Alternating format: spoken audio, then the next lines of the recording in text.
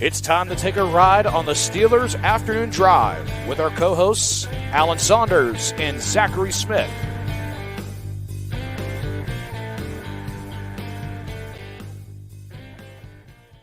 Welcome into another episode of Steelers Afternoon Drive. I'm Zachary Smith. That is Alan Saunders. Alan, I would ask how you're doing, but I feel like everything's just been so chaotic. You probably haven't slept very much. The entire quarterback room has been turned over. A lot has happened over the weekend. A lot has happened over the last 6 days. You put out a meme. This offseason has been, that's exactly what's happened. My mind is a pretzel. This offseason has been like 6 days, or free agency, has been like 6 days, but it feels like it's been like 365 days. Yes. It's been a long time. It's been a very long week. We are just now at 4:12. We are recording here. Just 1 week into free agency, and a week ago the tampering period started, and look at how many things have changed within that. Everything, and yet at the same time, not that much. I think that's the theme of our show today. We got to talk about Justin Fields because that was the big news that happened over the weekend. I was at my sister's celebrating St. Patrick's Day. She cooks on the morning of the parade this gigantic, like, full Irish breakfast kind of deal with, like, you've actually told me about this before, and tomatoes and baked beans and eggs and bacon and soda bread. And then the idea is you just get so full that no matter how much you drink when you go to the parade, like, you can't actually get too drunk. But I just actually go to my sister's and eat. I don't even do the parade mostly. I just go for that. So I'm there sitting at my sister's house, and I stand up abruptly from a conversation and say, sorry, guys, I'm going to be busy for a little while. And as the Steelers traded Justin Fields, traded for Justin Fields, I think it was something that as soon as they traded Kenny Pickett, you started to look around and say, okay, they're going to want another player with upside to pair with Russell Wilson. That was obviously the intent, to have Wilson and Pickett be together, to have somebody that could be the future if things don't work out for Wilson, if Wilson gets hurt because he is older, to have somebody that you think, hey, maybe this could be the guy for 2025 and beyond to pair with him. And when it wasn't Pickett, when he asked for that trade and was traded to Philadelphia, you looked around, Mac Jones had already been traded, Riddler had already been traded, Howell had already been traded. And so there was guess Zach Wilson was maybe the only other guy that was kind of out there that, like, still has some upside. But it sure seemed like when we last talked on Friday that Justin Fields was again a very realistic possibility. Or Nick Farabaugh wrote later that Friday night that the Steelers were in fact still talking to the Bears about Justin Fields, and then Saturday he became a Pittsburgh Steeler. What's the reaction to, like, I don't know how to characterize this. I've never heard of a NFL team making a splash backup quarterback signing. I was just saying, about as happy. Like, there's a lot of happy people about a backup quarterback. Absolutely. I was at the casino the same night that they made this deal, and dude, like, there was buzz just from this happening. Like, there was a lot of people in the city just because of St. Patrick's Day weekend and stuff. And there's a lot of people at the casino, and it was the topic of discussion. Everybody's talking about acquiring Justin Fields. And you would have thought, like, we just got Pat Mahomes in town with the way people were talking about this. Everybody was like, yeah, it was just at Permanis right before we came here, turning in my Pickett jersey for a $25 gift card. They were doing that promotion or whatever. Yeah, a lot of buzz, about as much buzz as there could be for acquiring a backup quarterback. But, like, that's Alan, I want your opinion on this. So was this negotiation with Chicago, this interest in Justin Fields, on again, off again? Like, they were interested, and then Russell Wilson, obviously that came to fruition. So they kind of cut off that communication, and then the Pickett thing happens, and then, okay, now they are interested again. Or do you think that they were really interested in Justin Fields the entire way through, even if Kenny Pickett was on the roster? I felt like the Steelers checked in on Justin Fields at the beginning. I think they thought the price was too high. They certainly exchanged some numbers early on in the process.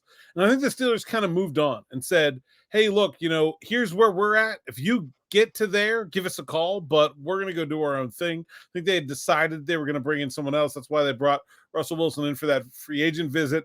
And I think, I don't know what would have happened if Chicago had said, while Kenny Pickett was still on the roster. Hey, we got to your price. Do you still want him for that 6th round pick?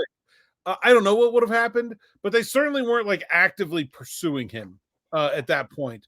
And then when the Pickett trade goes down, and actually, I kind of feel like this is maybe the most con artist of all of Omar's trades, because Philly would have rather had Justin Fields, sure, and got Kenny Pickett because he was cheaper, and ended up trading the Steelers more for Kenny Pickett than the Steelers traded the Bears for Justin Fields, which is incredible. Now, part of that is because the Bears were looking to maybe try to get Fields into a situation where he has a better chance of being. I was just going to ask how much you bought into that.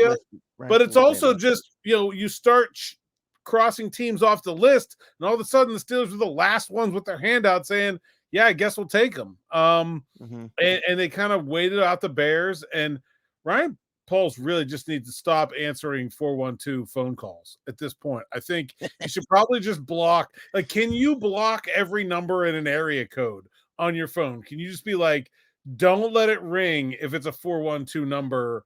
I don't want to hear from any of those guys. Yeah, the Steelers walk away. If you want to include 2 years ago's trade with Chase Claypool being part of that. Chase Claypool and a conditional 6th round pick that could be a 4th for Justin Fields and Joey Porter Jr. Yeah, and really amusingly, so the 6th round pick, as I learned on Twitter today, I would ask you about this incorrectly, but then was correct. They do have a 6th round pick. The 6th round pick they have is from the Kendrick Green trade. So, the one that I broke. That's correct. Yeah, Omar traded Kendrick Green and Chase Claypool for Justin Fields and Joey Porter Jr. Wow. What do you think? So the trade that I broke, that pick is the one being used as of right now, unless Justin Fields plays over 50% of the snaps.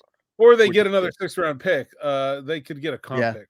So that would be the other way. Or they have a lot of they have 2 5ths and 3 7ths in the in the latter half of next year's draft. So loading up for the back half of next day 3 picks. Could see if we see them move up in the draft this year at some point, remember that they've got all those. So let's say they want to move up in the 2nd round, want to make sure they get Zach Frazier. They trade a 2025 5th to do that. Well, it's because they got 2 of them. So you can see that happening. In terms of the way that goes, though, okay, so they do actually have the 6, but say that they didn't. Is that even something that they're able to do? Like, can you make a trade with a pick that you currently don't have? As long as it's conditional, yeah. Okay. Yeah. That's what I was curious about, because I was like, do they already have to have that? And you can trade, you just have to put a condition on the trade. So as long as there's a condition on the trade, you're okay. Gotcha. Okay. And I want to get your opinion on this as well, because obviously we don't know how this is going to play out yet. So pure speculation from us on this one. But the Justin Fields 5th-year option, obviously coming up. They're going to have to make a decision on that, or maybe you feel like it's not a decision for them to make. And then, the reporting around that the intent is there for Russell Wilson to sign a longer deal after 2024. So, like, as we sit here right now on the surface, is this just, going out and just getting Justin Fields as a backup for 2024 and that's it? Or are there aspirations of something more than that? I think there are aspirations for more than that. They're not going to pick up the option. I think that's pretty clear. I think the thing that makes the most sense, this is not inside information. This is just me sort of trying to figure out what I would do. I think the thing that makes the most sense is to make everybody wait a year, right? Like, there's no reason. I mean, you got Russell Wilson for nothing. You don't want to attach yourself to him if you don't have to.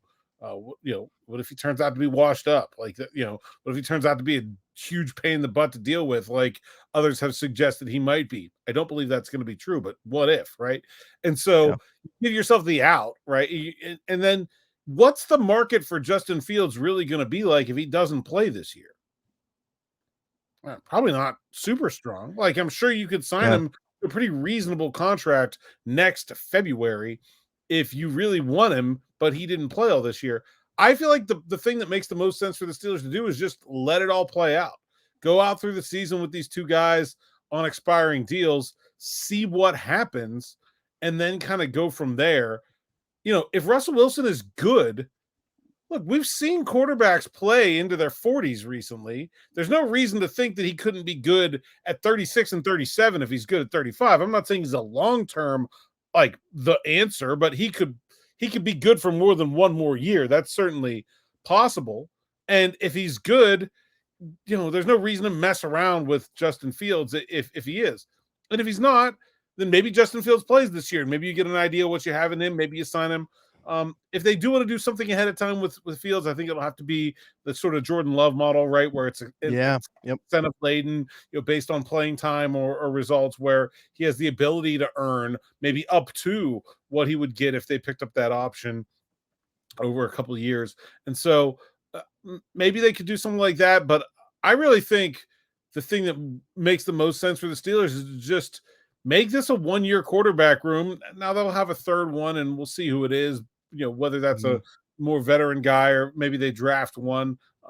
But for these top two guys, I don't really think it hurts them in any way to let them both play out the year as the final year of their contract. And I completely agree. And that's why when I saw that, I was like, I wonder if this was just poor wording, or like if the word there was supposed to be like ideally, right? Like everything goes well for all parties. And then Russell Wilson maybe is back in 2025 and beyond. But to say that like they intend to, like why would you be making a decision beyond 2024 before seeing him play a snap in this for this team? Like I don't get that. You didn't need to do that to get him. If you needed to do that to get him, if there was other teams in the mix that were willing to do that, we talked a lot about how we thought they might have to commit money to 2025 to get Russell Wilson. They didn't need to do that to get him. There's no reason to do it now. Like that would be very foolish to extend Russell Wilson's contract before he plays. Like just let him play. There's no. And if we've seen anything from this front office, I mean, that just doesn't seem like something that they would do anyways. No. And like Russell Wilson is going to be worth what he's worth. Like, it's not like you're going to get him at some massive discount by signing him now. I just, it seems like that doesn't make any sense to me. If he plays well, they'll sign him to a contract extension in next February or January or something like that. Okay, so that kind of, I guess, plays into my next question for you is going to be whether it's what you think the team, what their preference is, or just your opinion of the way things stand right now. The way I'm looking at it is Justin Fields is basically another dart at the position. He's another bullet in the chamber. But do you have a sense of how ideally they would like for this to work out? Is it just Russell Wilson for the short term, Justin Fields in the long term, or because of, going out, getting Russell Wilson first, they would ideally like to have him, for like 3-4 years and have him finish out his career here in Pittsburgh? And again, I think that would probably mean Justin Fields never does end up being the starting quarterback for the Steelers, because you're obviously going to keep him around that long as a backup before he gets a chance somewhere else, likely. That's an interesting question because, I think Justin Fields has a lot more upside, obviously, at this point in his career than Russell Wilson. Like, I don't think we're going to see Russell Wilson be, again, a franchise-type quarterback. Like, can he, be a game manager type at this point in his career? Probably. Is he going to be the reason you're winning Super Bowls? I'm pretty skeptical, right? Could Justin Fields become that guy? He certainly has the talent to do it. He's the most talented quarterback the Steelers have had since Ben Roethlisberger. Like, 6'4", 225 with that arm just doesn't grow on trees. There's a picture going around of like him and Russell Wilson like shaking hands at the 50-yard line after a game. Yeah, it looks like the two of us. It's not the same height difference. Yeah, that's true. Well, I don't know. Maybe the I'm sure if you're listening on the podcast version, you don't see us at all. Even if you're on the YouTube, we're eye level here. We're about a foot different in real life, height wise, between me and Smitty. And he's a big dude, scary fast, laser. Like, he's got all the tools, right? It's just been a question of whether he will put those tools together. And there's been plenty of guys that have had those tools and never put them together. It's not like it's a sure thing, but I think there's, I think the best. I think that's going to be my answer. I think the best possible outcome for the Steelers is that they come into training camp and Justin Fields is so unbelievably good that they can't bear to ever not play him, and that he takes the job and beats Russell Wilson. I think that's actually the best outcome for the Steelers, because if he's playing that good, then you are getting not the actual Patrick Mahomes, but something approaching that level of play. Like, that's the best possible outcome. Probably the best realistic outcome is that they get a really, really good year from Russell Wilson and arrange a transition at some point in the future. Okay. Yeah. I mean, I can get on board with that. I just, it kind of muddies the timeline a little bit, but at the same time, like we know that we're saying like, oh, well, they promised Russell Wilson's going to start. It's not going to be real competition. I'm like, well, they might have told him he's going to start and he's going to be the first quarterback to start, but they have nothing tied to him at all. They can cut him the same as they can cut the third string long snapper. It doesn't hurt them one bit. If Justin Fields goes out there and looks like he's the better player, there's no reason not to play him. Like, there's nothing tying. There was a point in time where this organization also told Kenny Pickett he was going to be the starter, and look how that turned out. So they're not going to be unwilling to cut ties with Russell Wilson. Yeah, I mean, so like, is it going to be framed as a competition? Probably not, but like.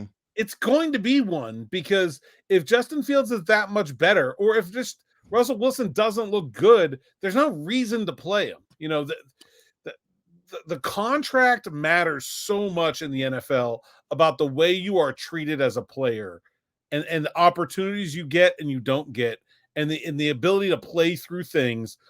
If you're on a 1-year deal at the vet minimum, you don't get to play through things. You get replaced. And so, yeah, I think it's very like.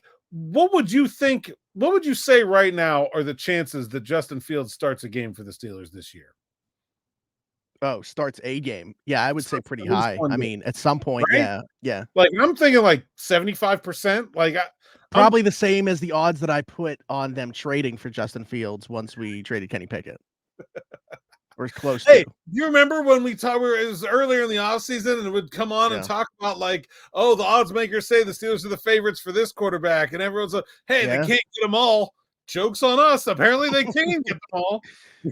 At one point, betting odds favorites for both. Lost. They were the favorite for both of them, and they ended up getting them both. Yeah, I forgot about that, because there was some movement on the Fields one towards Atlanta a little bit there, and once that happened, I kind of stopped paying attention to that. We were still the betting odds favorites for Russ pretty much the entire way, but yeah, you're right. Yeah, I mean, the Vegas Super Bowl odds today, and they moved more for Fields than they did for Wilson, and the reason is because Wilson, they had already sort of baked in the Steelers getting Wilson because he was the favorite to go to the Steelers. So like the pre-Wilson price already assumed Wilson was going to be on the Steelers, so that didn't really change the odds very much. They did change now with Fields a little bit. Still fourth best in the AFC. That's kind of where I want to pivot next, because I think it's been a little bit difficult. And look, I've been extremely complimentary of the work that Omar Khan has done this offseason. I think he's done an outstanding job, and I think he deserves a lot of credit. But there needs to be a but at the end of that sentence, because it's still a very, very incomplete football team. And it's not like they were not 3 or 4 really good moves away from Super Bowl contention. And even though they made 3 or 4 really good moves, there's still a lot to be made to get to where they're going. And I don't want to be the buzzkill always, but I think that we're not like being honest if we don't talk about the fact that like really good start, a lot of this race left to be run. Absolutely. And I'm not saying like hit the panic button, with some of these positions not being addressed. But you look at center right now.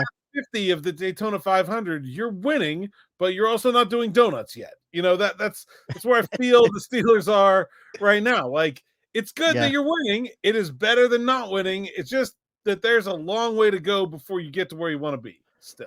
I like how they've addressed what they've addressed, but they still need to address more.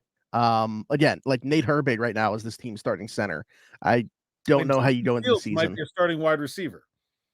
Yeah. They had to play more than one. I mean, I guess Calvin Austin and Des Fitzpatrick, I believe. They signed Van Jefferson. Van Jefferson, yeah. Okay, so I still might prefer Des Fitzpatrick. Which Van Jefferson, though, like he has the Smith tie. Like that is the one right there, right? Like brought him into Atlanta in a trade last year, got him there. Didn't have a ton of time there, but clearly, Artie Smith liked the fit enough to trade for him last year and then won him here this year. So I'm interested to see what that's like. But yeah, you're talking about a depth receiver, probably like an Allen Robinson replacement there, right? Like he's a really good blocking receiver. I would say that's probably where he slides in. Robinson. So that yeah, absolutely. Sure. But yeah, I mean, you're absolutely correct in saying that the moves they've made have been good, but there's still a lot of work to be done before we can talk about this being like a team ready to go into the season. Yeah, and the good thing is that they still have some cap space, and they still have their draft picks. Did get a little bit more cap space as well with the Dante Jackson thing. That Dante Jackson deal done.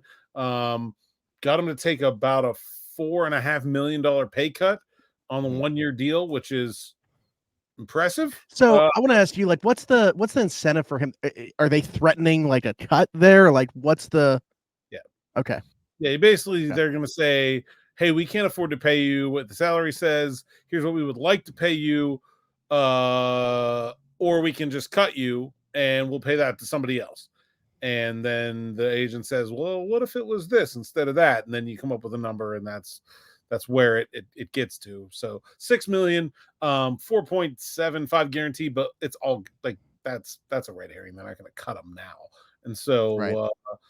It's pretty much all guaranteed. But he would have had $4 million if he did nothing on Saturday. So like, yeah. Certainly, yeah, the threat is we're going to cut you if you don't come up with some way to make this cap hit more palatable. They did that. They did not. I've not seen anything done with Larry Ogunjobi, which means he got a $4 million roster bonus. So I think it's pretty clear he's sticking around at this point. Mm-hmm. But so they've got some ways to make some more room. They can save about $10 million with Cam Hayward's deal, save about $10 million with TJ Watts if they really want, about 8 or 9 with Minka, and maybe 6 or 7 with Alex Highsmith if they want to do some traditional restructures there. So there's ways to make money. I think they'll make a big wide receiver signing, whether that's Mike Williams, whether that's Tyler Boyd, whether that's Reynolds or somebody else that's out there on the market. Should probably talk about the Mike Williams thing because he's scheduled to visit here, and I say scheduled because if you got meetings with the Jets and Panthers ahead of time, no guarantee he actually gets to that meeting with Pittsburgh before signing with one of those two teams. Yeah, we'll see.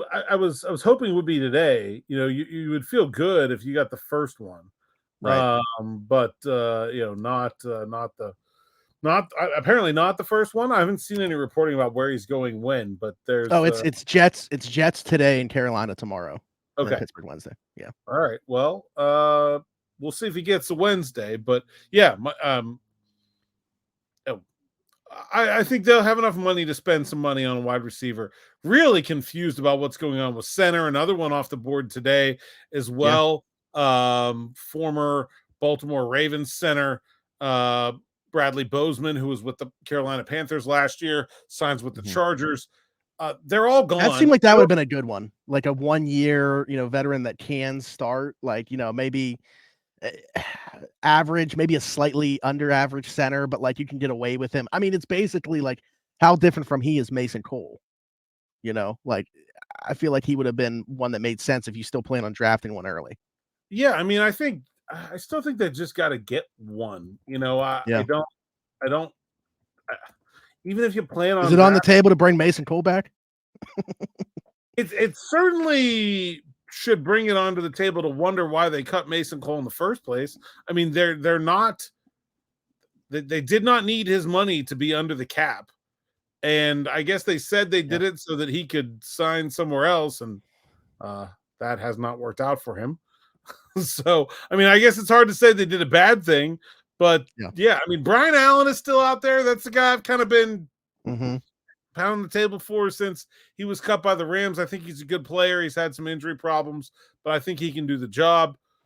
Not a whole heck of a lot else out there right now. Yep. Somebody asked me yesterday for some names of free agent centers that could still make sense. Brian Allen and Bradley Bozeman. So there's now one out of the names that I said. So I don't know, man. I think that they should get that one done sooner rather than later. Back to the Mike Williams thing. I wanted to ask you your thought on this because I was talking about Nick with this. It's widely reported, the Tyler Boyd stuff, right? Mutual interest from both parties going back to last week when tampering opened and everything like that. And then, today coming out, maybe some members of the Steelers aren't necessarily on board with it. But I asked him, is it ever going to be the case with maybe the Steelers playing a little bit of game here? Like they want Tyler Boyd. They're scheduling this meeting with Mike Williams, maybe to speed up in Tyler Boyd's mind, like, oh, like I should probably sign so this guy doesn't come in for a meeting if I want to go here. Sure. I think the Steelers probably have a dollar amount that they would be okay with for Tyler Boyd and are trying not to exceed that. Look, he's this will be his 9th year. He's not young anymore. This is the age where you don't want to overpay a player, right? And I think they're very cognizant of that. He's 29 years old. I think he would be a good guy. Actually, this will be his 10th year. He's played now, right? No, 9th year. Yeah, I was right the first time. I think he'd be a good guy for George Pickens to be around, just as like a been there, done that vet.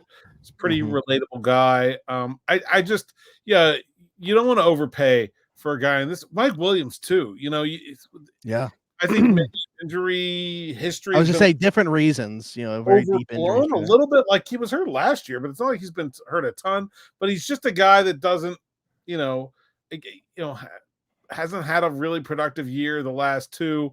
And you don't want to overpay for guys that age. I think that's something the Steelers are very cognizant of and aren't looking to. And so if they get one of those guys for the right price, I think they'll pull the trigger. If not, this wide receiver draft class is so good. I do think that position more so than center, you can feel really good about getting a starter if you go into the draft needing one, just because there are so many of them. Like, we talked about the center, you're pigeonholing yourself into 4 guys, and it's not that way at wide receiver where you have tons and tons of options. Even into the 3rd round, I think you could draft wide receivers that could start on day 1, especially on the slot.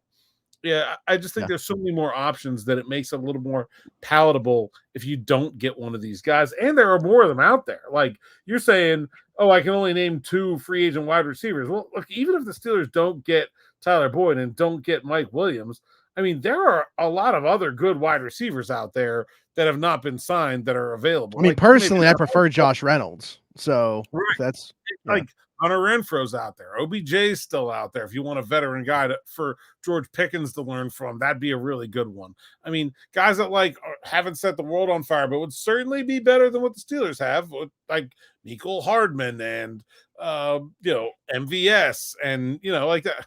I think there's plenty of guys out there that you could make it work with at the wide receiver position that you don't feel like. Yeah, DJ Chark, is he still out there? I think so. Yeah. Michael Gallup. Like you can make those guys work. And so, and your point about the draft too, I still think you need a free agency addition, but in terms of whether it needs to be a guy like a Mike Williams or Tyler Boyd would be dependent, how if you're going to take one higher in the draft, maybe you don't need one of those guys. But I think still with the idea, what you mentioned in terms of having a guy in the room for George Pickens and for this draft pick, whoever it's going to be as well, to learn from, that is why I still think there needs to be another veteran addition on top of, just Van Jefferson for those reasons. Again, doesn't need to be a guy like Mike Williams or Tyler Boyd, Josh Reynolds, but I think they need a veteran wide receiver added to this room still. Yeah, I think OBJ is actually very interesting. Like I think I'd be fine with that. Michael Thomas is out there still too, right? I mean, you want to talk about? Oh wow, yeah, right? He is. That's a pretty good one. Not a very good fit for this offense, but neither of those guys are really. But I think you take what you can get if you're talking about signing free agents. 2nd and 3rd week, that kind of thing. Sure, absolutely, Alan. And then I also wanted to bring. Actually, you brought this up, but I thought we should revisit it. When you were at the NFL Scouting Combine. On an episode of Here, we thought it would be fun to predict what the Steelers quarterback room could look like 1 through 4, not just, the starter, backup, 3rd string, also including a 4th quarterback on the roster. And Alan, I have some bad news. We both had Kenny Pickett. Our backups were not Justin Fields. 3rd quarterbacks were draft picks, so that could still happen. We'll see if the Steelers draft a quarterback in the middle rounds. And 4th quarterback, I mean, I guess that could still be plausible as well. I'm But, still riding or dying with Felipe Franks here. Yeah, and Trace McSorley still very much possible to be added to this roster at some point. He was at the Penn State Pro Day. Oh, there you go. There you go. Yeah. There you go. Shaking hands, kissing babies at the Penn State Pro Day. Still letting people know that he's out there. So yes, I had Kenny Pickett, Jacoby Brissett, Jordan Travis, again, possible still, and then Trace McSorley. You had Kenny Pickett, Ryan Tannehill, Spencer Rattler, Felipe Franks. And so far, it's Russell Wilson and Justin Fields in the Steelers quarterback room. And thanks, Omar. Yeah, we're solid 0 for 2 each, so we can we'll get better. Can we got 4 slots left here. Maybe we can get one of them. Like predict who the Steelers kicker is going to be this year. Maybe we can get our confidence up a little bit. We can get that one down and maybe go from there. I mean, we can have talk a lot about the wide receivers. Pick 5 wide receivers. This is totally unscripted and no one has prepared. All right, so George Pickens, Calvin Austin, Van Jefferson. Yeah, so you need 2 more, basically. Yeah. Mike Williams. I should also bring up this. Mike Williams, this is why he makes sense, whether you think he does or not. His mock draftable, the 4 of the 5 most comparable players on it are Drake London, Matt Collins, and Corey Davis, all guys that also played under Artie Smith. So Mike Williams is going to be one of them. And then in the draft, we will go Xavier Legette. That's good. Yeah, that's good. Well, I don't want to be the same, and I do kind of think that they might sign Mike Williams. But I don't want to be the same. So I'll say they signed Tyler Boyd. Okay. And there's a point in time where I literally I thought that was 100% certain. Like he would like to come back. I think it is mostly about the amount at this point. Yeah. No, I've been talking to, I don't want to say who the person is that's texted me, but I have a friend that coaches with Tyler Boyd's football coach now. And they were saying they felt like it was 100% certainty. Like he wants to be here, but we'll see if they can make it work. I'm going to say that you should not discount Brian Thomas from LSU being the pick at number 20. I do think that is a realistic choice. Would he be as for Steelers fans that don't know, I want you to answer this. Do you think he'd be as close to what we've seen from Martavis Bryant back in the Steelers uniform? Yeah. I mean, the Steelers love doing that too, where they're like, "Oh yeah, this is another one of these. Like this fits what we do with this guy," and very much. I don't know anything about his personality, but so right. I'm just talking out of it, but just the football. Yeah, I think that makes a lot of sense. I don't want to go. So if I'm signing Tyler Boyd, I don't want a slot guy, even though I would love Roman Wilson or Malachi Corley here. Let's say maybe I could get a smaller outside guy though, right? Because Pickens is. How about Jalen Polk? I mean, those Washington receivers, you could tell me any of them, and I could get on board with them. So yeah, he's not big, but he's not small. He's about 6'2". Probably a late question. Will the Steelers finally be out west for that Washington Pro Day? This is the year to do it, right? No, I don't think they will be. Where's the top brass to be? UNC or Duke? You think? I don't know. Isn't that during owners' meeting? Oh my! I wasn't even thinking about that. I was looking at the other pro days. I have no clue if it is. Believe it is. My goodness. All right. Well, hey, they got Mark Bruner with his boys playing out there on that same roster, so they do. They should have a good idea of what that receiving room's like anyway. But all right, Alan, great episode. Tell the people where they can find you. At @Saunders_PGH, PGH Steelers Now, SteelersNow.com. Lots of stuff up there. Keep it rolling. Where am I going to be this week? I don't know. Nowhere. Nothing going on this week. And then, leave for owners meetings on Saturday. So we'll be down in Orlando with the whole gang. So when are those from? Sunday to Wednesday. Okay. Yeah, I can't. All right. But yeah, Yeah. Sunday to Like, subscribe, hit that notification bell here. Just crossed 11,300 over the. Actually, we've been gaining traction like crazy lately because we're almost at 11.4 now. We just got to 11.3. So keep subscribing, keep hitting up the YouTube channel. Hit us in the comments with anything that we talked about today, your thoughts on that, any questions for a future episode. Leave us a 5-star review if you're listening somewhere else, Apple, Spotify, wherever you get your podcast from. For Zachary Smith, for Alan Saunders, thanks for jumping in. Take another ride on the Steelers Afternoon Drive.